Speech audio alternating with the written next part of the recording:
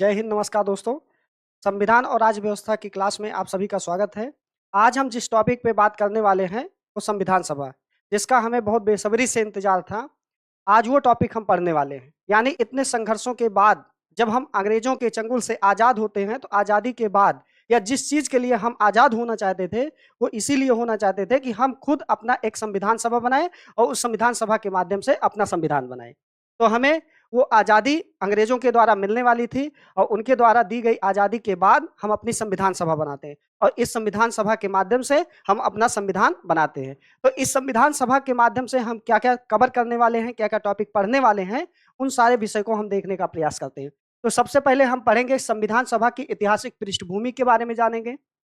यानी कि ना सिर्फ हम आधुनिक जो संविधान सभा हमारी बनी है, उसके बारे में चर्चा करेंगे, हम ये भी देखने वाले हैं कि हम ये संविधान सभा की माँग या संविधान बनाने की माँग हम कब से कर रहे थे। 1885 के आस-पास से लेकर आप देखिए एम.एन. रॉय के द्वारा, कांग्रेस के द्वारा, जवाहरलाल नेहरू के द्वारा, तमाम ऐसे लोगों के द्वारा हम संविधान सभा की समय-समय पर माँग करते रहे। तो ये सारी चीज़ें हम संविधान सभा की ऐतिहासिक पृष्ठभूमि में पढ़ने वाले हैं। उसके बाद आधुनिक संविधान सभा की पृष्ठभूमि में हम देखते हैं जो हमारा कैबिनेट प्लान आता है, उस कैबिनेट प्लान के माध्यम से हमारी आधुनिक संविधान सभा का गठन होता है और उसी के माध्यम से जो कैबिनेट प्लान आया था, पैथिक लॉरेंस जो इसके अध्यक्ष थे, एवी अलेक्जेंडर स्टेफर्ड, 2 अन्य सदस्य थे, उनके माध्यम से जो हमारा आधुनिक संविधान सभा बनता है, उसको भी हम पढ़ने का प्रयास करेंगे। उसके बाद संविधान सभा का निर्वाचन हम पढ़ेंगे। तो जैसे आपको पता है कि टोटल भारत में 389 जो सदस्य थे, या ये कह सकते हैं कि संविधान सभा में टोटल सदस्यों की संख्या जो 389 थी, वो कहाँ से थी? तो 292 ब्रिटिश भारत का क्षेत्र था, 4 कमिश्नरी क्षेत्र के था, उसके बाद 93 देशी रियासतें थी। तो ये सारी चीज़ों का जो संविधान सभा का निर्वाचन हुआ है, वो अप्रत्यक्ष तरीके से हुआ है, एकल संक्रमणीय मत पद्धति से हुआ है, ये सारी चीज़ें हम जानने वाले। और उसके बाद हम संविधान सभा में महिलाओं की भूमिका देखने वाले हैं, कि संविधान सभा में टोटल महिलाएँ कितनी थी? संविधान सभा में संविधान पर हस्ताक्षर करने वाली महिला कौन-सी थी? एकमात्र एससी महिला कौन-सी थी? एकमात्र देशी रियासत की महिला कौन थी? एकमात्र मुस्लिम महिला कौन-सी थी? टोटल महिलाओं की संख्या कितनी थी? ये सारी चीज़ें हम देखने वाले हैं। उसके बाद हम पढ़ने वाले संविधान सभा का उद्देश्य। संविधान सभा के अपने एक उद्देश्य थे कि हम जो संविधान बना रहे हैं, वो किन उद्देश्यों से बनाना चाहते हैं, कैसे किस टाइप का होगा, वो सारी चीज़ें हम उनके उद्देश्यों में पढ़ने वाले हैं। और उसके बाद संविधान सभा के महत्वपूर्ण तथ्य हम देखेंगे कि जो चाहे पहली बैठक हो, चाहे संविधान सभा का गठन हो, चाहे संविधान के प्रतीक हो, चाहे जो कुछ प्रमुख व्यक्ति थे जो संविधान सभा में भाग नहीं लिए थे, या कुछ ऐसे समुदाय थे जो संविधान सभा में कौन-कौन से ऐसे समुदाय थे, ऐसे बहुत सारी चीज़ें हैं कि जो हम संविधान सभा के महत्वपूर्ण तथ्य में पढ़ने वाले हैं। तो आइए हम शुरुआत करते हैं और इस शुरुआत में हम सबसे पहले जिस टॉपिक को पढ़ने वाले हैं, वो है हमारी संविधान सभा की ऐतिहासिक पृष्ठभूमि, यानी historical background of constitution assembly की जो है, वो सारी चीज़ें हम पढ़ने वाले हैं।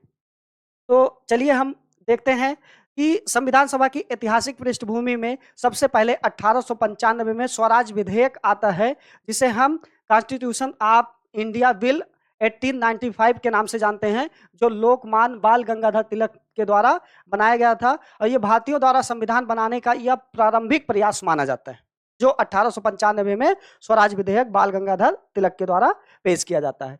उसके बाद फिर 1922 में महात्मा गांधी जी की मांग थी।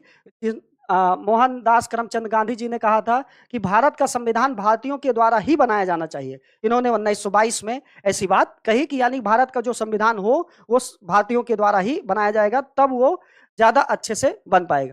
उसके बाद 1928 में नेहरू रिपोर्ट अध्यक्ष जो थे मोतीलाल नेहरू के द्वारा भारत के संविधान को बनाने का प्रयास किया गया था 1928 में, जब अंग्रेजों ने हमको ललकारा था कि अगर आपके अंदर क्षमता है तो आप अपना एक संविधान बना के हमको दिखा दीजिए, जो आप आज़ादी आज़ादी चिल्लाते रहते हैं। तो इन्होंने बहुत व्यवस्थित संविधान बना के अंग्रेजों को दिया, लेकिन फिर भी हमको ये आज़ाद नहीं करते हैं। और उसमें जो बात की गई थी वो आज़ादी की नहीं, डोमिनियन स्टेटस की बात की गई थी, यानी कि आंतरिक मामले हम देखेंगे हम भारतीयों के द्वारा, बाह्य मामले आप देख सकते हैं, उन्हीं को हम डोमिनियन स्टेटस के रूप में जानते हैं।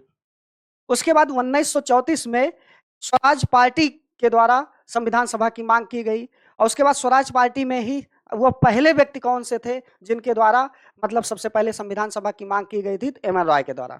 1934 में कांग्रेस पार्टी के द्वारा भी मांग की गई संविधान सभा की। तो इस तरीके से आप देखिए कि ये संविधान सभा की मांग या अवधारणा या विचार से संबंधित ये सारी चीजें हैं। इसीलिए एम.एन. रॉय जो थे, उनको संविधान सभा के विचार का जनक भी कहा जाता है। 1935 में भारत शासन अधिनियम लागू हुआ और बाद में भारतीय संविधान के कई सारे प्रशासनिक प्रावधान इसी अधिनियम से लिए गए, ये भी बात है।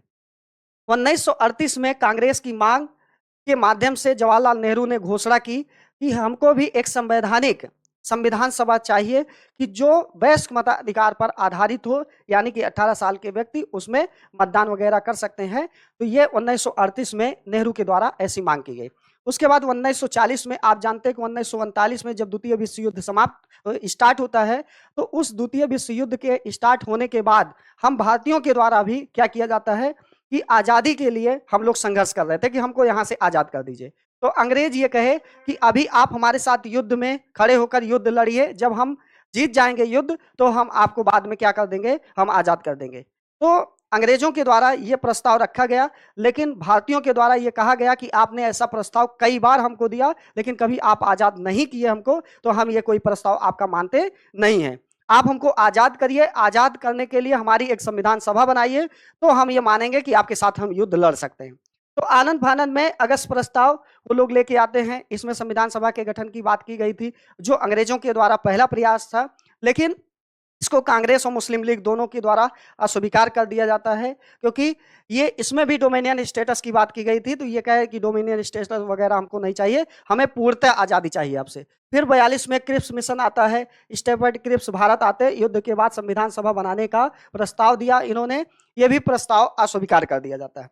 फिर अंतोगत्ता फिर 1945 में बेबल योजना, शिमला सम्मेलन, इन सब सारे विषय में केवल एक ही बात हुई है कि जो ऐतिहासिक पृष्ठभूमि हमारी संविधान सभा की रही है, इसमें केवल वही मांग की गई, लेकिन वो मांग हमें मिली नहीं। यानी कि हमारे भारत को आजादी देने से ये बार बार मना करते रहे। लेकिन जब द्वितीय विश्व युद्ध 1945 में समाप्त हो जाता है, तो ब्रिटेन काफी कमजोर हो जाता है, और ब्रिटेन के कमजोर होने के बाद विश्व की बहुत सारे देश इसके ऊपर दबाव डालते हैं कि अब भारत को छोड़ के आप चले आइए, नहीं तो अब भारत वाले अगर आपको मारना स्टार्ट करेंगे तो हम बचाने नहीं आएंगे। ऐसा विश्व के कई सारे देशों के दबाव के कारण ब्रिटेन यहां से जाने के लिए तैयार हो जाता है। लेकिन जाते जाते ये क्या करते हैं कि भारत को संविधान सभा के गठन के लिए ये स्वीकृति दे देते हैं, जिसके लिए हम आधुनिक संविधान सभा की पृष्ठभूमि में हम यही पढ़ने वाले हैं कि जो कैबिनेट प्लान आता है, जो सर पैथिंग लॉरेंस के अध्यक्षता में आता है, और दो अन्य सदस्य जो एबी अलेक्जेंडर स्टैफर्ड थे, उनके माध्यम से हमारी आधुनिक संविधान सभा का क्या होता है, गठन हो जाता है। और गठन होने के बाद हमारा संविधान सभा बनना स्टार्ट हो जाता है। तो आधुनिक में यही हम पढ़ते हैं कि योजना घोषित हुई 16 मई 1946 को, और जुलाई 1946 में संविधान सभा का चुनाव होता है, और 9 दिसंबर 1946 को संविधान सभा की पहली बैठक हो जाती है। लेकिन 6 दिसंबर 1946 को, उससे पहले हम क्या करते हैं, हमारे आधुनिक संविधान सभा या संविधान सभा का गठन हो जाता है। तो आगे फिर हम पढ़ने वाले हैं निर्वाचन के बारे में कि संविधान सभा का निर्वाचन कैसे हुआ था। तो हमने बताया कि संविधान सभा में या पूरे जो संविधान सभा थी हमारी, और जो पूरा भारत का क्षेत्र था, वो भारत का क्षेत्र 3 हिस्सों में बटा था। कौन कौन से हिस्से में? वो था, पहला हिस्सा था देसी रियासत का, दूसरा हिस्सा हमारा था ब्रिटिश भारत का, ब्रिटिश भारत था, और तीसरा जो हिस्सा था वो था कमिश्नरी क्षेत्र का था। यानी ये 3 हिस्से बटे थे हमारे भारत के, और देसी रियासतों का क्षेत्र या संविधान सभा में जो सीटें उनके लिए निर्धारित की गई थी वो 93 थी, और 292 क्षेत्र ऐसे थे जो ब्रिटिश भारत का क्षेत्र था। और जबकि 4 कमिश्नरी क्षेत्र थे, जिनको हम डिकोड करते हैं ए, बी, सी और डी से डिकोड करते हैं। तो इस तरीके से ए फार क्या था, अजमेर था, बी फार बलूचिस्तान,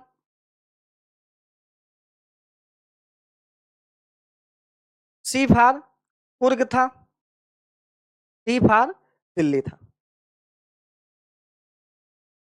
कुर्ग जो है ये कर्नाटक में है, बलूचिस्तान आपके वर्तमान के पाकिस्तान के क्षेत्र में है, अजमेर जो है वो आपके राजस्थान का क्षेत्र था। तो संविधान सभा का जो निर्वाचन होना था वो 389 सीटों पर था, और 389 सीटें जो थी वो 3 गुटों में बटी थी। एक देसी रियासत का, दूसरा ब्रिटिश क्षेत्र का, तीसरा कमिश्नरी क्षेत्र का। तो ये 3 जो गुट थे, इन तीनों गुटों का चुनाव होना था हमारे संविधान सभा के लिए। तो संविधान सभा का जो निर्वाचन हुआ है वो प्रत्यक्ष नहीं बल्कि अप्रत्यक्ष निर्वाचन से बनी। यानी कि हम, आप या उस समय की जो पब्लिक थी वो डायरेक्ट वोट नहीं कर सकते थे। अप्रत्यक्ष तरीके से देसी रियासत के जो भी राजा महाराजा थे उनसे ये कहा गया कि जो आपके रियासत में सबसे पढ़ा लिखा व्यक्ति हो उसको आप भेजिए संविधान सभा में। उसके बाद संविधान सभा एक सार्वभौमिक निकाय नहीं थी। यानी कि जब लोगों के द्वारा चुन के नहीं गया है तो सार्वभौमिक नहीं माना जाएगा। इसका गठन ब्रिटिश योजना के अंतर्गत हुआ था। ये बात सही है कि कैबिनेट प्लान ब्रिटिश योजना का ही प्लान था।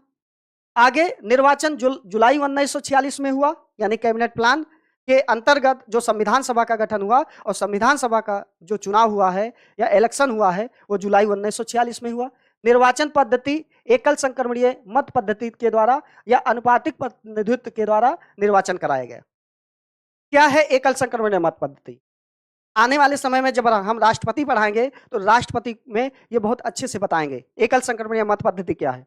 लेकिन अभी के लिए सिर्फ इतना जान लीजिए कि एकल संक्रमणीय मत पद्धति का मतलब ये है कि जब कोई भी व्यक्ति हो, जैसे आज एग्जाम्पल लेके अगर राष्ट्रपति का चुनाव होता है तो एक एमपी या एमएलए जाता है जब राष्ट्रपति को चुनाव वोट देने के लिए, तो जितने भी राष्ट्रपति के मेंबर रहते हैं तो उस राष्ट्रपति के मेंबर के सामने उसको अपना प्रेफरेंस देना रहता है।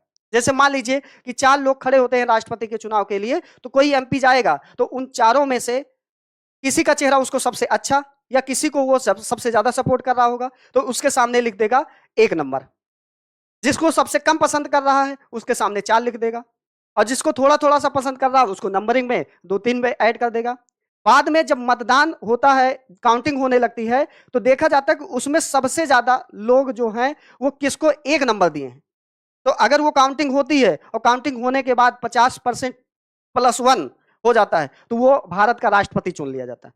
तो वैसी कुछ पद्धति हमारे संविधान सभा में भी थी, वो एकल संक्रमणीय मत पद्धति के माध्यम से था कि उसमें भी जो लोग खड़े किए जाते थे उसमें देखा जाता था कि हाँ कौन से व्यक्ति मतलब ज्यादा प्रभावशाली हैं उनको वोट देके उनका चयन किया जाता था। आगे प्रांतीय विधानसभाओं के निर्वाचित सदस्यों के द्वारा मतदान लेकिन प्रत्यक्ष नहीं था।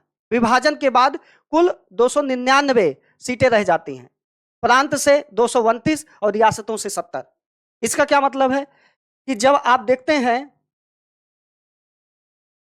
जो भारत है, ब्रिटिश भारत, जिसमें 389 सदस्य थे, जब भारत और पाकिस्तान का बंटवारा हो जाता है तो भारत और पाकिस्तान के बंटवारे में 90 सीटें चली जाती हैं, कहां पर? पाकिस्तान की तरफ चली जाती। तो इस तरीके से जो बचती सीटें हैं, यानी बची हुई सीटें जो 299 हैं, इन्हीं के द्वारा हमारा भारत का संविधान या भारत के संविधान सभा का गठन किया जाता है। यानी 299 व्यक्तियों के द्वारा ही भारतीय संविधान सभा का गठन, और उन्हीं संविधान सभा के गठन में बैठे 299 व्यक्तियों के द्वारा हमारा संविधान, आधुनिक संविधान बना दिया जाता है। तो यही लास्ट में संख्या कह रही, विभाजन के बाद, यानी कि भारत और पाकिस्तान का विभाजन हो गया, विभाजन के बाद कुल सदस्य की संख्या घट के कितनी हो गई? 299 हो गई। और उनमें में प्रांत में कितनी सीटें बचती हैं? 229 सीटें। और जबकि रियासतों की संख्या जो 93 थी पहले, यानी 23 सीट रियासतों की कहां चली जाती? पाकिस्तान में।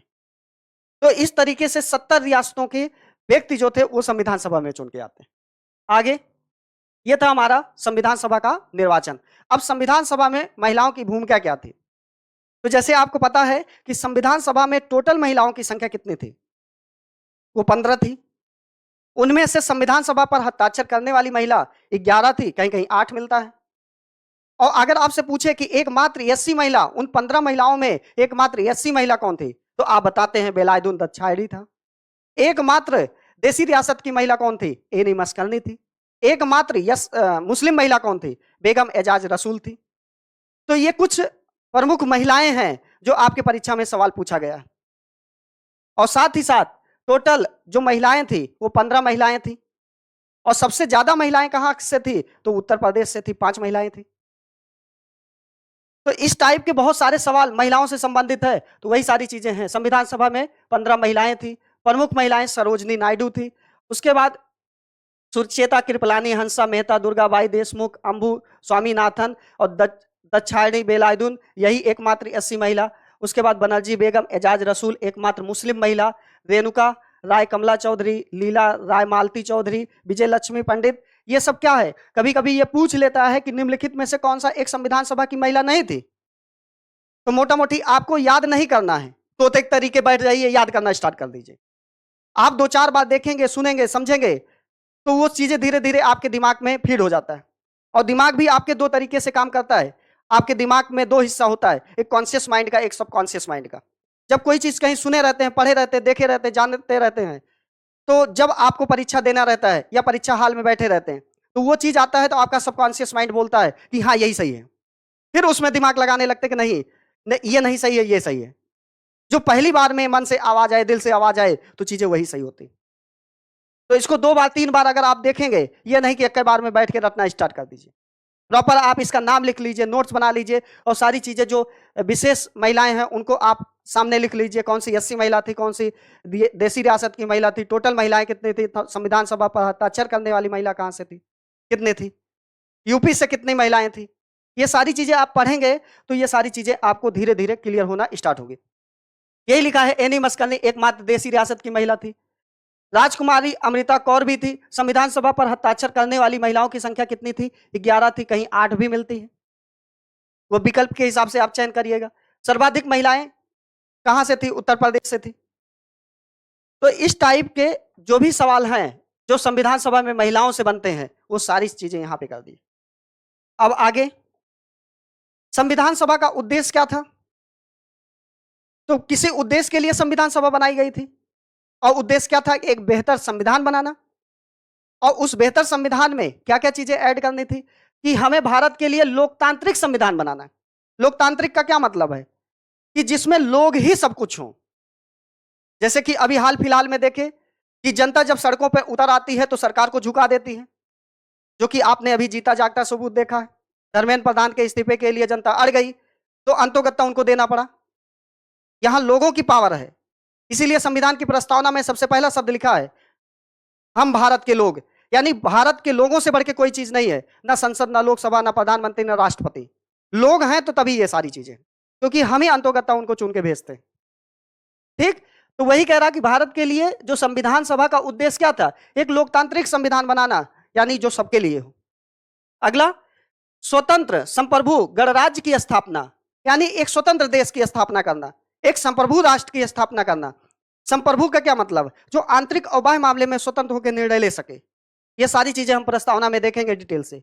अभी केवल इतना जान लीजिए, संप्रभु का मतलब क्या है कि जो अपने, कोई भी देश, ऐसा देश जो अपने आंतरिक और बाह्य मामले को पूरी तरीके से स्वतंत्रता से हैंडल करता हो। हमें पाकिस्तान से, चाइना से, अमेरिका से पूछने की जरूरत नहीं है कि भैया हम किसके साथ युद्ध करें, किसके साथ व्यापार करें।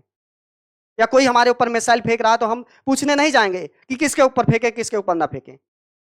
इसीलिए हमारे यहां जो मिसाइल का सिद्धांत बनाया गया, गुजराल सिद्धांत, उन्होंने कहा कि हम पहले किसी के ऊपर अटैक नहीं करेंगे, लेकिन गलती से अगर कोई हमारे ऊपर अटैक कर दिया तो इतना मिसाइल मारेंगे कि सुबह का सूरज नहीं देख पाएगा वो देश। ये हमारे यहाँ का गुजराल सिद्धांत। लेकिन पहले हम अटैक नहीं करेंगे, अगर पहले कोई कर दिया तो उसको छोड़ेंगे भी नहीं।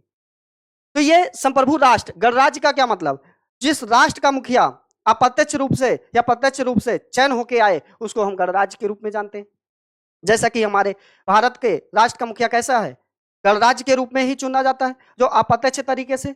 जबकि राजतंत्रात्मक व्यवस्था में वही चीज वंशानुगत होता है, जो आप ब्रिटेन में देखते हैं कि यहां राष्ट्रपति कोई भी बन सकता है। भारत में एक गरीब व्यक्ति भी बन सकता है। आप वर्तमान स्थिति में देखिए तो जो राष्ट्रपति इस समय है द्रौपदी मुर्मू, वो क्या है, वो एक एसटी समुदाय की महिला है। और जबकि ब्रिटेन में अगर किसी को राजा बनना है या रानी बनना है तो उस परिवार, उस खानदान से मतलब होगा तभी आप बन पाएंगे, अन्यथा नहीं बन पाएंगे। लेकिन भारत में ऐसा नहीं है, उसी को हम कहते हैं गणराज्य। नागरिकों को मौलिक अधिकार प्रदान करना, यह भी हमारे संविधान सभा का संविधान में एक मेन उद्देश्य था कि मौलिक अधिकार प्रदान करना। आगे, सामाजिक, आर्थिक, राजनीतिक न्याय सुनिश्चित करना, जो हमारे संविधान की प्रस्तावना में 3 प्रकार के न्याय जो यूएसएसआर यानी सोवियत संघ से लिया गया है, ये आप देखते हैं कि ये भी हमारे संविधान सभा का उद्देश्य था कि न्याय देना है, सामाजिक, आर्थिक, राजनीतिक न्याय। संघीय शासन व्यवस्था, यानी कि किसी को मजबूत नहीं करना, चाहे वो केंद्र हो चाहे वो राज्य हो, दोनों को शक्ति देना। ताकि कोई मनमाने ढंग से भारत को फिर से बर्बाद ना कर सके। तो कुछ शक्तियां केंद्र को, कुछ शक्तियां राज्य को और कुछ शक्तियां दोनों को दी गई। जो आप सूचियों को पढ़ेंगे, यानी जब हम शेड्यूल पढ़ाएंगे, शेड्यूल में आप देखेंगे ये सारी चीजें।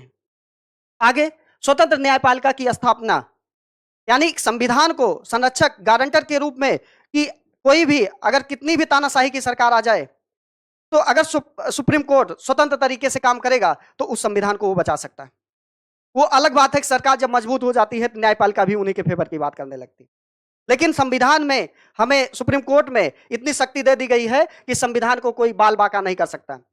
बहुत सारे ऐसे केस, आधारभूत ढांचा वगैरह ऐड किया गया ताकि हम संविधान को बचा सकें। न्यायपालिका को इसलिए संविधान का गारंटर या संरक्षक के रूप में हम जानते हैं।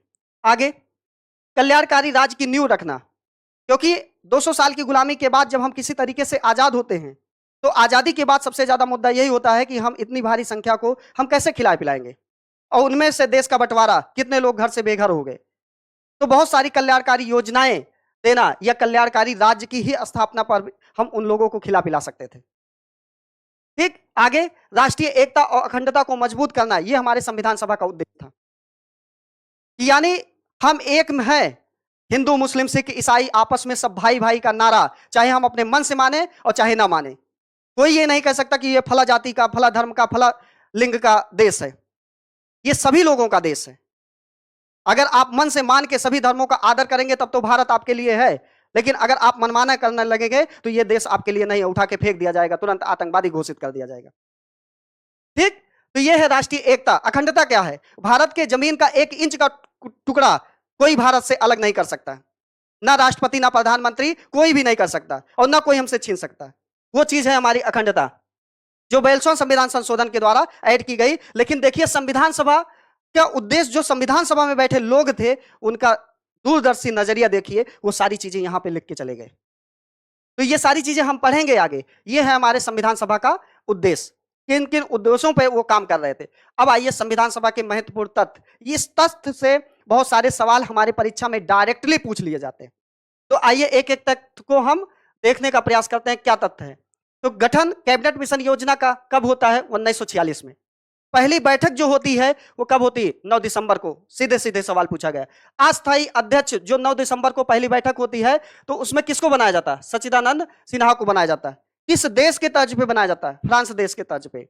फ्रांस देश में यही है कि सबसे बुजुर्ग व्यक्ति को ही वहां का अस्थायी सदस्य नियुक्त किया जाता है। उस देश के तर्ज पे हम लोग अपनाते हैं और सच्चिदानंद सिन्हा इस संविधान सभा के सबसे बुजुर्ग व्यक्ति को क्या बनाते हैं? अस्थायी अध्यक्ष बना देते हैं। अगला, फिर स्थायी अध्यक्ष कौन होते हैं? डॉक्टर राजेंद्र प्रसाद, जो 11 दिसंबर 1946 की बैठक में इनको डॉक्टर सच्चिदानंद सिन्हा को हटा के स्थायी सदस्य के रूप में इनकी नियुक्ति कर दी जाती 11 दिसंबर 1946 की बैठक में। उसके बाद 13 दिसंबर 1946 को उद्देश्य प्रस्ताव पेश किया जाता है पंडित जवाहरलाल नेहरू के द्वारा। 13 दिसंबर 1946 को उद्देश्य प्रस्ताव पेश किया जाता है। अगले साल 22 जनवरी 1947 को यह स्वीकार कर लिया जाता है संविधान सभा के द्वारा। और आने वाले समय में यही उद्देश्य प्रस्ताव हमारी उद्देशिका या हमारे संविधान की प्रस्तावना या प्रियम्बल के रूप में ऐड कर लिया जाता है। यह विभिन्न परीक्षाओं में सवाल पूछा गया डायरेक्ट कि जवाहरलाल नेहरू के द्वारा उद्देश्य प्रस्ताव पेश किया गया, कब स्वीकार किया गया? 22 जनवरी 1947 को। संविधान अंगीकृत कब किया गया? 26 नवंबर 1949 को। उसके बाद लागू कब हुआ? 26 जनवरी 1950 को। यह लागू होने की तिथि का भी अपना एक महत्व है, क्योंकि सबसे पहला स्वतंत्रता दिवस हम 26 जनवरी को ही मनाए थे 1930 को। यह डेट हमारे लिए यादगार रहे, इसलिए हम 26 जनवरी 1950 को ही अपना पूरा संविधान लागू करते हैं। आगे कुल अधिवेशन कितने हुए? तो 11 अधिवेशन कुल हुए और कुल बैठकें 165 होती हैं, और इनमें सबसे ज्यादा बैठकें 114 हमारे प्रारूप समिति के लिए होती है। तो प्रारूप समिति हमारे संविधान के लिए या हमारे संविधान सभा के लिए कितना जरूरी थे, इससे आप अनुमान लगा सकते हैं। संविधान सभा निर्माण में टोटल कितना समय लगा? 2 वर्ष 11 माह 18 दिन में हमारा संविधान बनकर तैयार होता है। टोटल खर्च कितना लगा? तो लगभग 64 लाख रुपए खर्च लगा। ये सारे जो भी आपको फैक्ट दिख रहे हैं लाइन से, ये सारे किसी ना किसी परीक्षा के ये सवाल हैं, लेकिन उन सवालों का निचोड़ हम थ्योरी के माध्यम से दे रहे हैं और साथ ही साथ इसके सवाल भी कराएंगे कि कम समय में अगर देखना है तो ये थ्योरी वाला पार्ट देख लीजिए। आगे मूल संविधान जो हमारा था, उस मूल संविधान में 22 भाग थे, 395 आर्टिकल थे, 8 अनुसूचियां थी, लेकिन समय समय पर इन तीनों में आप देखते हैं संशोधन के माध्यम से चीजें बढ़ जाती हैं। भाग जो 22 थे मूल संविधान में, अभी 25 हो गए। 395 आर्टिकल थे, अभी 470 के आसपास हो गए। 8 अनुसूचियां थी, अभी अनुसूचियों की संख्या बढ़ के 12 हो गई है। ये सारी चीजें हम पढ़ने वाले हैं। ये तीनों भाग भी, अनुसूची भी और अनुच्छेद भी, ये सारी चीजें हम पढ़ेंगे। आगे संविधान सभा के महत्वपूर्ण तथ्य में और क्या क्या चीजें पढ़ना। 4 व्यक्ति ऐसे हैं, बहुत बार सवाल पूछा गया, इन चारों व्यक्तियों में से किसी का एक नाम दे देगा और कहेगा निम्नलिखित में से कौन सा एक व्यक्ति है जो संविधान सभा से उनका मतलब नहीं था या संविधान सभा के सदस्य नहीं थे। तो आप इन चारों व्यक्तियों के नाम जानिए। महात्मा गांधी, जयप्रकाश नारायण, तेज बहादुर सप्रू और उसके बाद मोहम्मद अली जिन्ना, जो हमारे संविधान सभा में भाग नहीं लिए थे। अगला, फ्रैंक एंथनी संविधान सभा के एकमात्र आंग्ल भारतीय नेता थे। अगला फैक्ट, सोमदेव लाहिड़ी एकमात्र साम्यवादी नेता थे जो निर्दलीय सीट से जीत कर आए थे। उसके बाद पीएच मोदी एकमात्र पारसी नेता थे हमारे संविधान सभा के। अगला, संविधान सभा में 3 समुदाय थे, मुस्लिम थे, सिख थे और सामान्य थे। अगला, संविधान सभा अपना प्रतीक किसको बनाया था, अपना सिंबल किसे बनाया था, हाथी को बना लिया था। संवैधानिक सलाहकार किसे थे मानते हैं, बीएन राव को मानते हैं। एचबी एंगर कौन थे, हमारे संविधान सभा के सचिव के रूप में इनको जाना जाता है या सचिव के रूप में इनको नियुक्त किया गया था। संविधान सभा का सुलेखन किसके द्वारा किया गया था, प्रेम बिहारी नारायण रायजादा के द्वारा किया गया था। कहां से थे, यह भी सवाल पूछा है, तो उत्तराखंड से थे।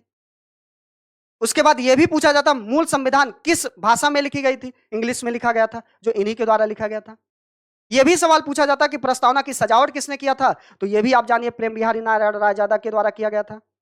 यानी ये सारे सवाल आपकी विभिन्न परीक्षाओं में पूछे गए कि सुलेखन किसके द्वारा किया गया था, तो प्रेम बिहारी नारायण रायजादा के द्वारा। कहां से थे, उत्तराखंड से। किसमें लिखा, इंग्लिश में, और प्रस्तावना की सजावट भी इन्होंने की।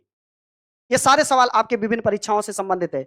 यह भी सवाल पूछा कि संविधान सभा का हिंदी रूपांतरण या हिंदी में अलंकरण किसने किया, तो हिंदी में बसंत कृष्ण वैद के द्वारा किया गया था। और उसके बाद संविधान को सजाने का काम किसके द्वारा, नंदलाल बोस के द्वारा और बिहू राय मनोहर के द्वारा किया गया था। ये कुछ फैक्ट, कुछ तथ्य हैं जो सीधे सीधे आपकी परीक्षा में सवाल पूछ लिया जाता है। अन्य महत्वपूर्ण तथ्य में क्या है, संविधान सभा का गठन कब हुआ, यह सवाल कई बार पूछा है कि 6 दिसंबर 1946 को हुआ। और संविधान सभा का उपाध्यक्ष डॉक्टर एच.सी. मुखर्जी के साथ साथ कृष्ण मचारी को संविधान सभा का उपाध्यक्ष बना लिया जाता है। आगे फिर मई 1949 को राष्ट्रमंडल का सदस्य भी घोषित कर लिया जाता है। अब आप कहेंगे कि सर राष्ट्रमंडल क्या है, क्योंकि जब हम ऑफलाइन क्लास में पढ़ाते हैं तो बच्चे पूछ लेते हैं। तो राष्ट्रमंडल देश का मतलब वही है, या कॉमनवेल्थ गेम वगैरह आप देखते हैं तो राष्ट्रमंडल देश का मतलब वही है कि जिन देशों पर अंग्रेजों का कभी ना कभी शासन रहा हो उसको हम राष्ट्रमंडल देश के रूप में जानते हैं, और इन्हीं देशों के द्वारा हम कॉमनवेल्थ गेम भी करवाते हैं। ठीक, आगे 22 जुलाई को राष्ट्रीय ध्वज अपनाया गया था 1947 में, कई बार सवाल पूछा गया है। 24 जनवरी 1950 को संविधान सभा की अंतिम बैठक में राष्ट्रीय गीत, राष्ट्रीय गान को अपनाया जाता है। अगला, 299 सदस्यों में थे कितने सदस्य ऐसे थे जो संविधान सभा में इकट्ठा होकर हमारे संविधान पर हस्ताक्षर किए थे, तो 284 सदस्य थे। अगला, 1951-52 तक आम चुनाव तक संविधान सभा संसद के रूप में काम किया, यह भी जानना है। जब संविधान सभा के 2 कार्य थे, पहला कार्य क्या था, जब संविधान लिखा जाता था तब उसके अध्यक्ष डॉक्टर राजेंद्र प्रसाद थे, जो भारत के प्रथम राष्ट्रपति भी बनते। लेकिन जब संविधान सभा विधायिका का काम करती थी, यानी जब नियम कानून बनाने का काम होता था, तो उस समय उसके अध्यक्ष जीबी मौलंकर हो जाते थे। यह कई बार आपकी परीक्षा में सवाल पूछा गया। यही जीबी मौलंकर आने वाले समय में लोकसभा के प्रथम अध्यक्ष भी बना लिए जाते हैं। आगे प्रारूप समिति, तो प्रारूप समिति में संविधान सभा की सबसे महत्वपूर्ण समिति थी। गठन 29 अगस्त 1947 को, कुल सदस्य 7 थे। प्रारूप समिति के सदस्य जो थे कौन कौन से थे, अध्यक्ष doctor Bhimrao Ambedkar, N Gopalaswami Ayyangar, Alladi Krishnaswami Ayyangar, K M Munshi, Mohammad Saadulla, B L Mitra. बाद में ये इस्तीफा दे देते हैं स्वास्थ्य के कारणों से, इनका स्वास्थ्य खराब हो जाता है, इनके स्थान पे एन माधवराव आ जाते हैं। उसके बाद डीपी खेतान, बाद में इनका निधन हो जाता है, इनके स्थान पे टीटी कृष्णमाचारी आ जाते हैं। तो ये हमारे संविधान सभा की ये थ्योरी वाला पार्ट हो गया। और इससे संबंधित मोस्ट इंपॉर्टेंट जो भी सवाल हो सकते हैं, वो सवाल हम अगली सीरीज में देखेंगे।